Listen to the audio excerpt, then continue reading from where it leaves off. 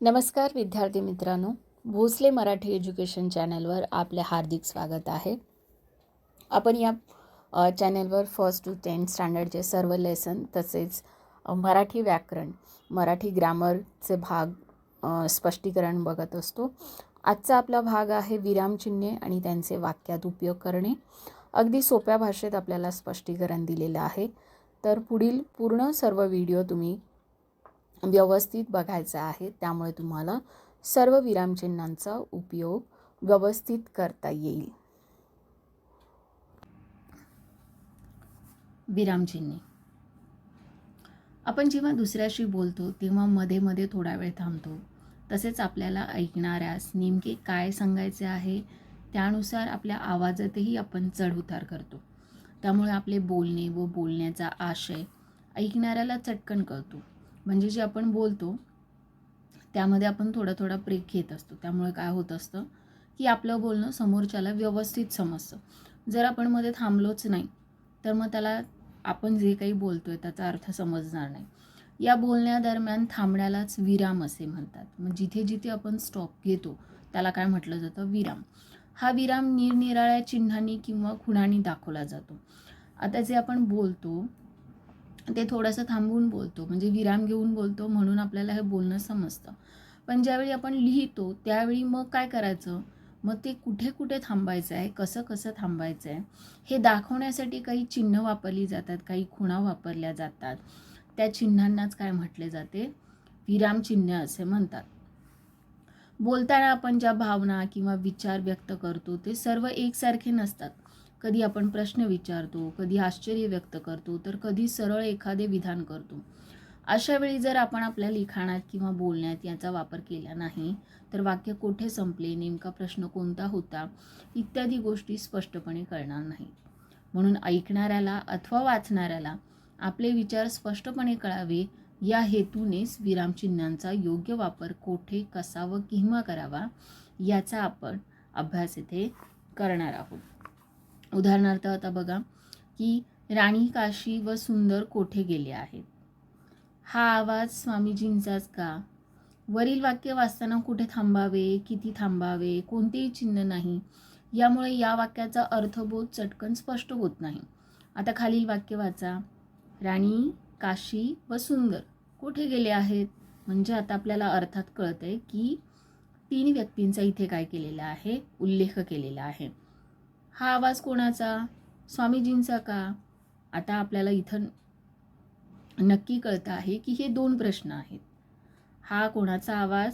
स्वामीजींचा का? ओके. आता आपण हीच वाक्य वाचताना आपल्याला सर्व गोष्टी स्पष्टपणे कळतात, कारण खालील वाक्यात विरामचिन्हांचा उपयोग केलेला आहे. इथे स्वल्पविराम आहे, इथे प्रश्नचिन्ह आहे. त्यामुळे आपल्याला ती वाक्य कशी वाचायची व समोरच्यालाही आपण काय वाचतोय ते समजतं आहे आणि त्यामुळे त्या वाक्यांचा अर्थ आपल्याला कळतो आहे. मराठीत प्रमुख विरामचिन्हे 9 आहेत. याचेही 2 मुख्य प्रकार असतात. तर सगळ्यात पहिला प्रकार आहे विरामदर्शक. म्हणजे कुठे थांबलो हे कळण्यासाठी वापरली जाणारी चिन्ह म्हणजे विरामदर्शक. म्हणजे आपल्याला कुठे थांबायचं आहे, कुठे स्टॉप घ्यायचा आहे, त्या ज्या चिन्हांनी दाखवलेलं असतं त्या चिन्हांना सर्व विरामदर्शक असं म्हटलं जातं. दुसरं आहे अर्थबोधक. म्हणजे बोलणाऱ्याच्या आवाजातील चढ उतारातील अर्थ स्पष्ट करणारी चिन्ह म्हणजेच अर्थबोधक चिन्ह होत. मग ही सर्व एकूण प्रमुख विरामचिन्हे मराठीमधली कोणती आहेत बघा. पूर्णविराम, अर्धविराम, स्वल्पविराम, अपूर्णविराम, प्रश्नचिन्ह, उद्गार चिन्ह, एकेरी अवतरण चिन्ह, दुहेरी अवतरण चिन्ह, संयोग चिन्ह, अपसरण चिन्ह किंवा स्पष्टीकरण चिन्ह अथवा डॅश, दीर्घविराम चिन्ह आणि कंस. चला तर मग आता बघूया आपण विरामचिन्हांचा तक्ता, पंक्च्युएशन मार्क्स. फर्स्ट चिन्ह आहे, पहिलं आहे पूर्णविराम, फुल स्टॉप, चिन्ह दिलेलं आहे तुम्हाला एक डॉट. केव्हा वापरतात? तर पूर्ण वाक्याच्या शेवटी व शब्दांचा किंवा नामांचा संक्षेप दाखवण्यासाठी. उदाहरणार्थ बघा, आई मंदिरात गेली, पूर्णविराम. तो शाळेत गेला, पूर्णविराम. म्हणजे वाक्य पूर्ण झालं. आणि शब्दांचा किंवा नामांचा संक्षेप म्हणजे जसं की र, च, कर्णिक. एखाद्याचं नाव जर तुम्हाला शॉर्ट फॉर्ममध्ये लिहायचं असेल तर र काढून डॉट, च काढून डॉट, पूर्णविराम. र, च, कर्णिक, गोणी, दांडेकर अशा पद्धतीने पूर्णविरामचा उपयोग होतो. दुसरा आहे अर्धविराम सेमिकॉलन. चिन्ह बघा, एक डॉट आहे आणि खाली कॉमाचा चिन्ह दिलेलं आहे. दोन लहान वाक्ये उभयान्वयी अव्ययाने जोडतात, अव्ययापूर्वी वापरतात. म्हणजे जर का दोन छोटी वाक्य तुम्हाला एकत्र जोडायची असतील तर या सेमिकॉलनचा यूज होतो, म्हणजे अर्धविरामचा वापर होतो. सुंदर आली सेमिकॉलन अर्धविराम पण राणी गेली. दुसरा आहे पावनगड पाहिला परंतु वर जाता आले नाही. तिसरा आहे स्वल्पविराम म्हणजे कॉमाचं चिन्ह दिलेलं आहे. एकाच जातीचे शब्द लागोपाठ आल्यास किंवा यादी करताना किंवा संबोधनाच्या पुढे म्हणजे प्रोनाउन्सिएशनच्या पुढे किंवा विश्रांतीसाठी विरामासाठी वापरतात. उदाहरणार्थ बघा, बाबांनी दुकानातून सुपारी, बदाम, खारका, खोबरे, मनुका आणल्या.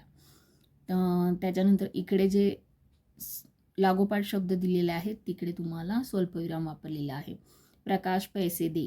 अरे गरम म्हणजे विश्रांतीसाठी थोडं थांबण्यासाठी सुद्धा वापरलेलं आहे. अरे म्हटल्यानंतर आपण थांबतो. अरे गरम चपाती खाऊ नकोस, मग अरेच्या नंतर स्वल्पविराम वापरलेला आहे. अपूर्ण विराम कॉलन म्हणजे तुम्हाला 2 डॉट दिलेले आहेत. वाक्याच्या शेवटी तपशील किंवा क्रम द्यायचा असेल तर, म्हणजे जर का तुम्हाला खालील क्रमांकाचे विद्यार्थी आज उपस्थित नाही, मग त्याला काय केलं जातं, 2 डॉट दिले जातात आणि त्याच्यानंतर ते नंबर क्रमाने लिहिले जातात. सर्वच संत महान आहेत अपूर्णविराम आणि ज्ञानेश्वर, तुकाराम, नामदेव, चोखामेळा ही सर्व काय आहेत, संतांची नावं आहेत. त्याच्यानंतर आता हे 4 प्रकार कशामधले झाले तर विरामदर्शक चिन्हांमधले झाले. आणि आता आपण बघूया अर्थबोधक चिन्हे. त्याच्यामधलं पहिलं चिन्ह आहे प्रश्नचिन्ह. म्हणजे ते वाक्य नक्की कोणत्या अर्थाचं आहे याचा बोध होतो म्हणून या चिन्हाचा वापर अर्थबोधक चिन्ह म्हणून होतो. बघा, प्रश्नचिन्ह म्हणजे क्वेश्चन मार्क्स दिलेले आहे. प्रश्नार्थक वाक्याच्या शेवटी वापरला जातो. घेसास गुरुजी गड केव्हा उतरले, आई तू केव्हा येणार आहेस, प्रश्नचिन्ह वापरलेलं आहे. नंतर दिलेलं आहे उद्गार चिन्ह एक्सक्लेमेशन मार्क्स, म्हणजे एक रेष दिली जाते, खाली डॉट दिला जातो. मनातील तीव्र भावना व्यक्त करताना आनंद, क्रोध, दुःख, भीती, आश्चर्य वगैरे व्यक्त करण्यासाठी केवळ प्रयोगी अव्ययापुढे वापरतात. छे छे ते खरं नाही, बापरे केवढा मोठा साप, शाब्बास विजयी झालात. म्हणजे ज्यावेळी आपल्याला भावना असतात, म्हणजे फिलिंग्ज असतात, इमोशन्स असतात, त्या व्यक्त करण्यासाठी या चिन्हाचा वापर केला जातो. नंतर आहे अवतरण चिन्ह एकेरी सिंगल इन्व्हर्टेड कॉमा, म्हणजे तुम्हाला असं दिलं जातं. एखाद्या शब्दावर जोर देताना किंवा दुसऱ्याचे मत व्यक्त करताना त्याचा उपयोग होतो. मंत्री म्हणाले लोकांनी खेड्यात जावे, म्हणजे याचा अर्थ असा आहे, मंत्री काय म्हणाले ते तुम्हाला पुढच्या वाक्यात दर्शवलेलं आहे. इन्व्हर्टेड कॉमा देऊन अवतरण, सिंगल इन्व्हर्टेड कॉमा देऊन अवतरण चिन्ह वापरून ते दिलेलं आहे. मंत्र्यांनी लोकांनी खेड्यात जावे ही घोषणा सभेत केली. नंतर आहे 8 अवतरण चिन्ह दुहेरी, म्हणजे डबल इन्व्हर्टेड कॉमा, बोलणाऱ्याचे तोंडचे शब्द संवाद दाखवताना उपयोग होतो. म्हणजे गोपू म्हणाला की ज्यावेळी एखादी व्यक्ती बोलली असेल ती जसं तसं काय बोलली ज्यावेळी आपल्याला सांगायचं असतं त्यावेळी आपल्याला अवतरण चिन्ह म्हणजे दुहेरी अवतरण चिन्ह वापरतो आपण. मी बाजारात येईन. नंतर आहे संयोग चिन्ह हायफन, 2 शब्द जोडताना वापरतात. ओळीच्या शेवटी जागा कमी पडल्याने शब्द अपूर्ण राहिल्यास वापरतात. बघा, जनप्रतिनिधी, लोककल्याण, दानधर्माची गोष्ट, म्हणजे 2 शब्द जोडताना वापरला जातो. किंवा मला पावनगड पाहायला न की, आता हा शब्द काय झाला, याला पूर्ण जागा नव्हती म्हणून काय केलं, डॅश दिले आणि की हा आपण पुढे लिहिला. अशा पद्धतीने संयोग चिन्ह वापरतात. नंतर आहे 10 अपसरण चिन्ह लॉंग डॅश और डॅश, बोलता बोलता अडथळा आला किंवा विचार अपूर्ण राहिल्यास, आईने तुळशीला पाणी घातले पण वाक्यातील विचार पुढे मांडण्याची गरज नसल्यास, म्हणजे स्वामींना पाहताच राणी समजली की, जे आहे ते.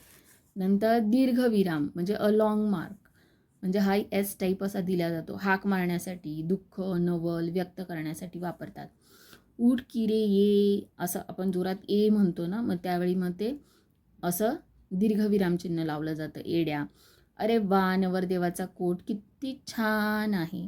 छानला आपण थोडंसं दीर्घ वापरतो म्हणून काय बोललं आहे, एस वापरला आहे, म्हणजे दीर्घविराम चिन्ह वापरलेलं आहे, अ लाँग मार्क वापरलेलं आहे. नंतर आहे कंसचिन्ह म्हणजे ब्रॅकेट्स. महत्त्वाचे शब्द, वाक्य अथवा विशिष्ट अर्थावर जोडण्यासाठी वापरतात. म्हणजे शालू, साड्या, पैठण्या, लग्नासाठी, नवरीसाठी सर्व लग्नाची खरेदी झाली आहे. म्हणजे महत्त्वाचे शब्द तुम्हाला ब्रॅकेटमध्ये दिलेले असतात. स्वामी घरातून कोण आहे, अशा पद्धतीने कंसचिन्ह म्हणजे ब्रॅकेट्स वापरले जातात.